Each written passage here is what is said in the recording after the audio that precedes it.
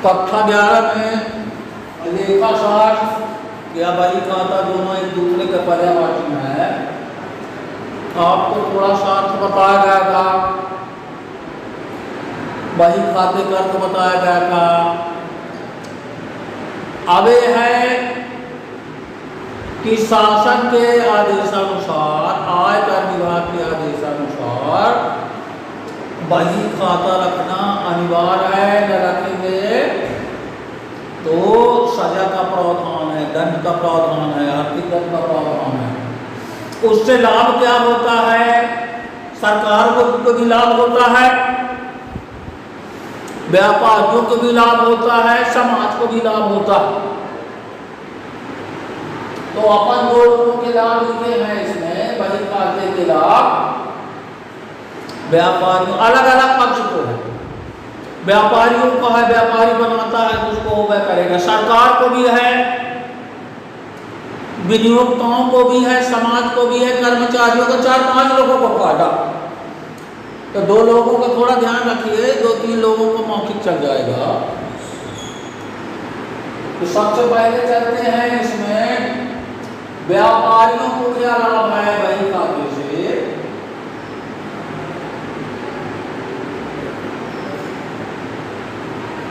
ये बही खाता रखने से क्या है बताए? बही खाता का जन्म कैसे हुआ, जरूरत क्यों पड़ी?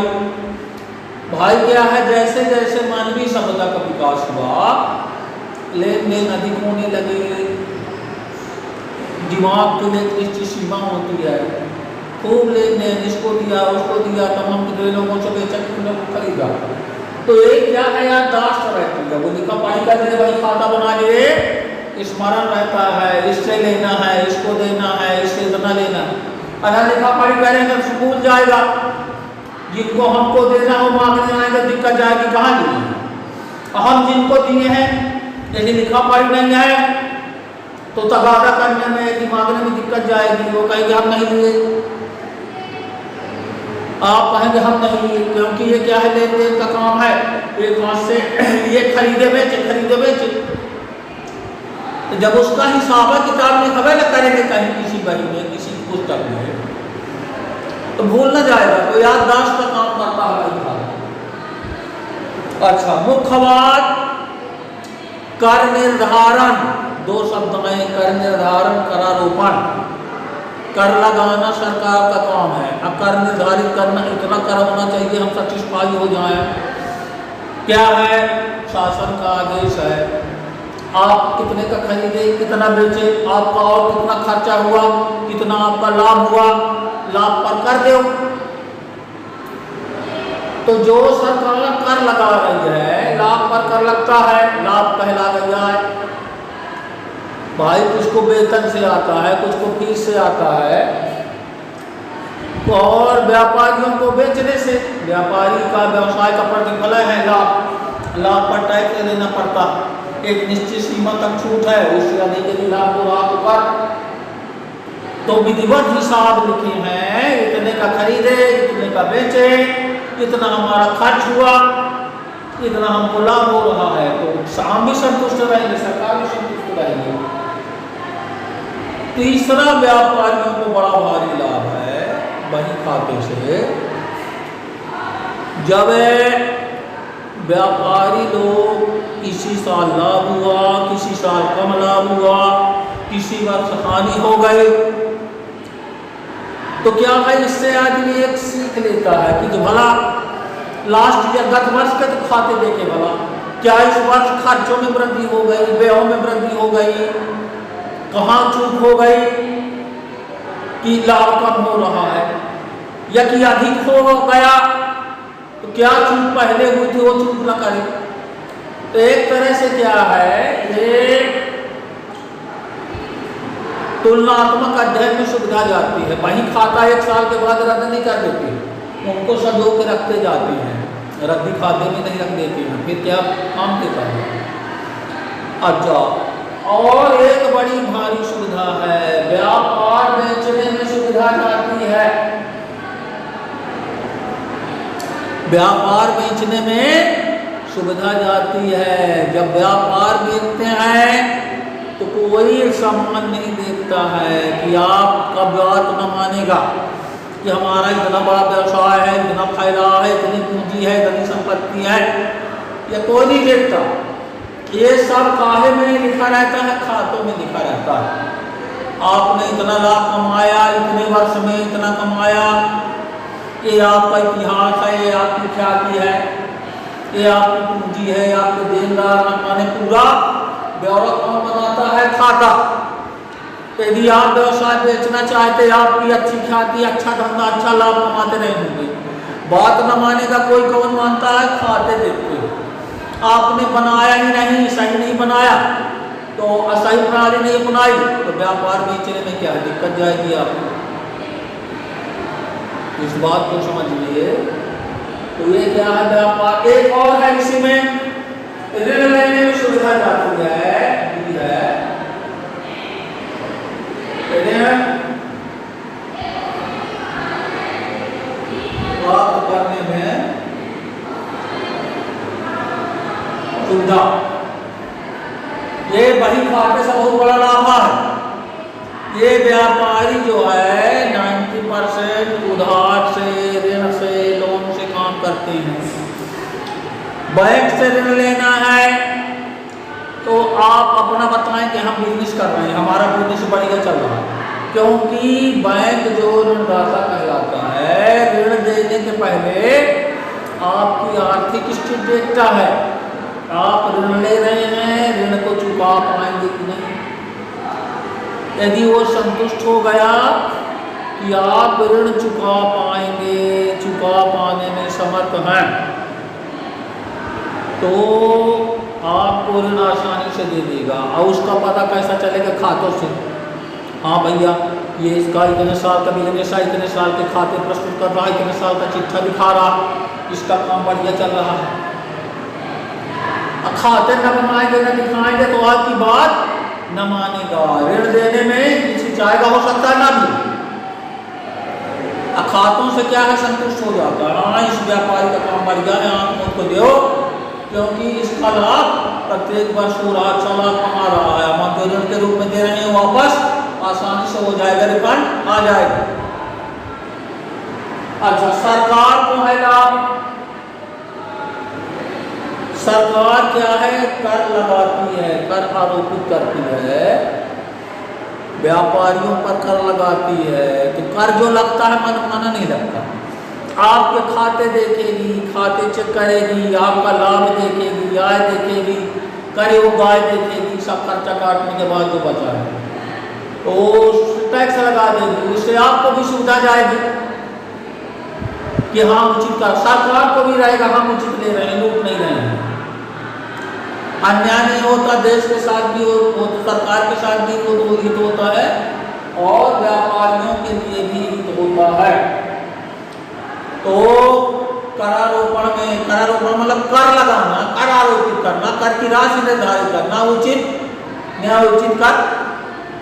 अगर सरकारें लगाती है, कोई व्यक्ति संस्था कर नहीं लगा सकती। लाइसेंस का आधार, आपको व्यापार का लाइसेंस देना है, लाइसेंस एक तरह से लाइसेंस सरकार से व्यापार चलाने की अनुमति। आप व्यापार रद्द करना चाहते हैं, पिछला रिकॉर्ड दिखाएंगे, खाता बही दिखाएंगे, तो उसका क्या है? नवीनीकरण करेंगे लाइसेंस का, उसी के आधार पर। यदि नए सिरे से उस उद्योग को, आपको उसी व्यवसाय को बढ़ाना है, तो उसके लिए क्षेत्र के आधार पर लाइसेंस लेना पड़ेगा, तो सुविधा जाती है। अब वित्तीय सहायता, गवर्नमेंट क्या है? सब्सिडी देती है, बैंक ऋण देगा, तो बैंक अब सरकार कहलाती है, तो उसको क्या है? आपको दिया जाए कि न दिया जाए, तो सरकार जो है, सरकार के जो वित्तीय साधन है, कुछ सब्सिडी भी दी जाती है, करों में छूट दी जाती है, तो आपके खाते देख के दी जाती है। अच्छा, कुछ क्या है? विनियोक्ता होते हैं, विनियोक्ता कहलाते हैं जो व्यवसाय में, कंपनियों में पैसा इन्वेस्ट करना चाहते हैं। तो कोई भी कंपनी शुरुआत कर रही है, या कि पहले से स्टैंडर्ड है, उसको और पैसे की जरूरत है, तो ऋण पत्र निर्गमित करेगी, ऋण से निर्गमित करेगी, तो जो जिनका लाभ क्या है, गत वर्षों का इतिहास भी देना पड़ता है। इतिहास काहे के माध्यम से दिया जाता है? खाते के माध्यम से दिया जाता है, चिट्ठे के माध्यम से दिया जाता है। कंपनी की जो वित्तीय गत वर्षों की वित्तीय स्थिति है वो काहे के माध्यम से दी जाती है? इसलिए खातों के माध्यम से। यदि आपके खाते लाभ दर्शा रहे हैं तो लोग आपके कंपनी में पैसा विनियोजित कर सकते, इन्वेस्ट कर सकते हैं, पैसा लगा सकते हैं। कंपनी व्यवसाय क्या है, बढ़ जाएगा, ये विनियोगों को लाभ, और कर्मचारियों को, समाज को, सबको लाभ है इससे। आ रही बात समझ में? और इसमें क्या है, ये तो ठीक है। इसके बाद आगे आपको बताया जाए बही खाता, ये क्या है? दो शब्द लेखा साथ में है, बुक कीपिंग एंड अकाउंटेंसी, बही खाता एवं लेखाकर। क्या है? बही खाते की एक निश्चित प्रक्रिया होती है, एक सीढ़ी होती है, तो कुछ चरण, कुछ स्टेप बही खाते में आते हैं। प्रारंभिक स्टेप जो होते हैं बही खाते में, इसके बाद कुछ स्टेप काहे में आते हैं? लेखांकन में। बही खाता, लेखांकन या लेखाकर, bookkeeping and accountancy. Bookkeeping and accountancy में अंतर आपको बताया जाएगा। बही खाते में कुछ विशेष शब्द हैं वो बताया जाएगा। विशेष शब्द माने शब्दावली डिक्शनरी है, जिनके बारे में पहले बता दिया जाता है। वो शब्द आया तो वहाँ विद्यार्थी सटीक पाई जाता है कि हाँ, तो कुछ शब्द आपको अभी मैं लिख रहा हूँ, उनकी डिटेल दी है, लेकिन थोड़ा जानिए तो बही खाते के लाभ हो गए। अब इसमें थोड़ा कुछ शब्दावली है तो बहुत डिटेल।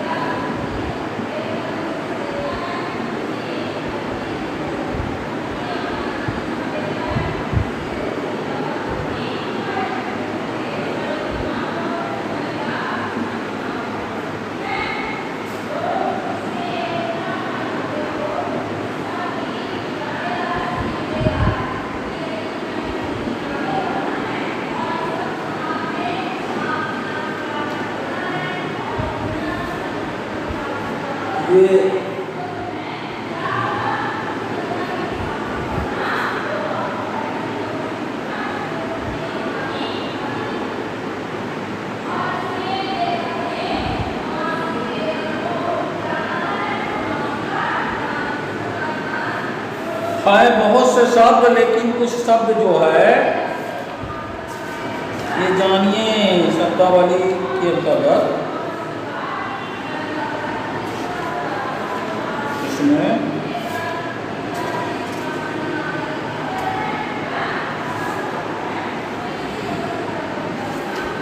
लेखांकन में क्लिक होने वाले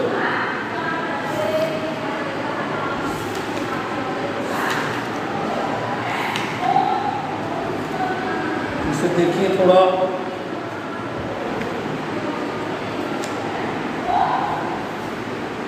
बहुत से व्यवसाय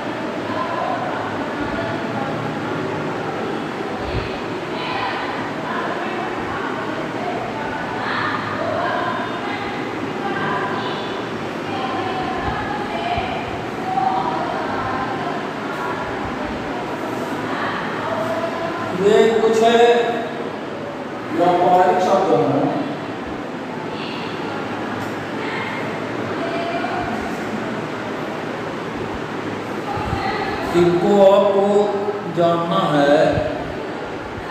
ये शब्दावली बही खाते की है।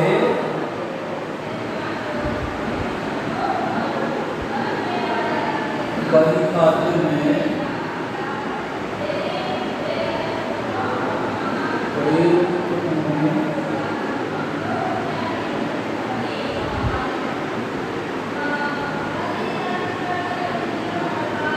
वही खाते में होने वाली शब्दावली।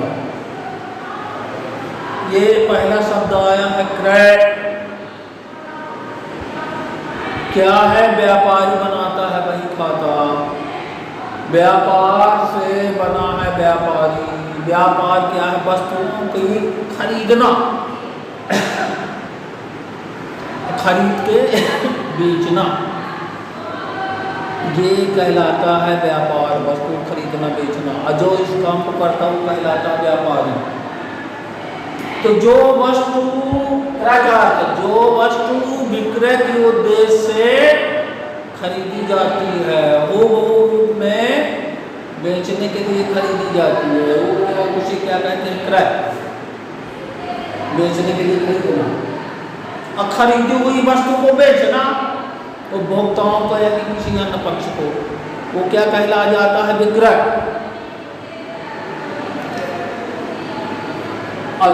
क्रय से विक्रय की राशि अधिक रहती है। खरीदे के कम में, बेचे के अधिक में, जो अंतर आएगा वो लाभ कहला जाएगा। फिर आया है स्टॉक। स्टॉक कई प्रकार के होते हैं, लेकिन अभी सामान समझिए, आपको अभी शुरू में जानना है। क्या है? व्यापार निरंतर चलने वाली प्रक्रिया है, जो कई वर्षों तक चलता है। उसके टाइम कोई लिमिट नहीं, चलता, बंद ना होगा, चलता रहेगा। क्या है? व्यापारी जब वर्ष के अंत में हिसाब करता है, वर्ष के अंतिम दिन कितना खरीदा, कितना बेचा, सब तो ना बिक जाएगा कि फुल हो जाए, कुछ ना कुछ बचेगा। जो वर्ष के अंतिम में बेचने से माल बचा रहता है उसे अंतिम स्टॉक कह देते हैं, बचा माल या बिना बिका माल। और वही माल जो है आगामी वर्ष में नए सत्र में वही बचा माल प्रारंभिक स्टॉक कहला जाता है। वर्ष के अंत में जो माल बेचने से बचा अंतिम स्टॉक, और आगामी वर्ष में अगले सत्र में नेक्स्ट ईयर में वही माल जो बचा, जहाँ से शुरुआत करते हैं, वो कहला जाता है प्रारंभिक स्टॉक। पूंजी व्यापार करने के उद्देश्य से जो व्यापार में धन लगाया जाता है उसे पूंजी कहते हैं। पूंजी भी कई प्रकार के उपयोग में, संपत्तियां, व्यापार में बढ़ाने के लिए कुछ संपत्तियों की जरूरत पड़ती है। भूमि, भवन, मशीनरी, वो भी संपत्तियां भी, चालू संपत्तियां, स्थायी संपत्तियां, कई प्रकार की संपत्तियां होती हैं। लेकिन जाने रहो कि संपत्तियां क्या कहलाती हैं? व्यापार चलाने के लिए कुछ स्थायी प्रकृति की वस्तुएं लगती हैं, वो संपत्तियां कहलाती हैं। जैसे भूमि, भवन, फर्नीचर, टूल, एक तमाम प्रकार की संपत्तियां। अब इसके बाद संपत्ति के बाद इसमें बाद में आते आहरण। आहरण शब्द आया है व्यापारी व्यापार से स्वयं। क्या है? व्यापारी या व्यापार अलग पृथक अस्तित्व की एक मान्यता है इसकी। व्यापारी और व्यापार से अलग माना जाता है। व्यापारी हम हैं, हम मालिक हैं, तो व्यापार से हम जो है मनमाना नहीं निकाल देंगे कि हम पैसा ले जाएं, जिस चीज़ का व्यापार वो माल ले जाएं, उसका हिसाब रखना पड़ेगा। तो व्यापारी स्वयं के उपयोग के लिए व्यापार से चाहे माल निकाल ले और चाहे पैसा निकाल ले, कैसे, वो कहलाता है आहरण। आहरण का हिसाब रखना पड़ता है। एक शब्द और हमें है, देनदार आ गया। देनदार क्या है? देनदार बहुवचन शब्द है। अच्छा, ये आपको बदला दिया जाए, कॉमर्स सब ये नया नया भी आपके लिए है कि व्यापार नगद भी होता है, उधारी का काम अधिक होता है। व्यापारी लोगों को जब उधार माल बेचता है, नगद बेचे तो कोई बात नहीं, जब उधारी बेचेंगे तो जिन व्यक्तियों को उधार बेचा गया है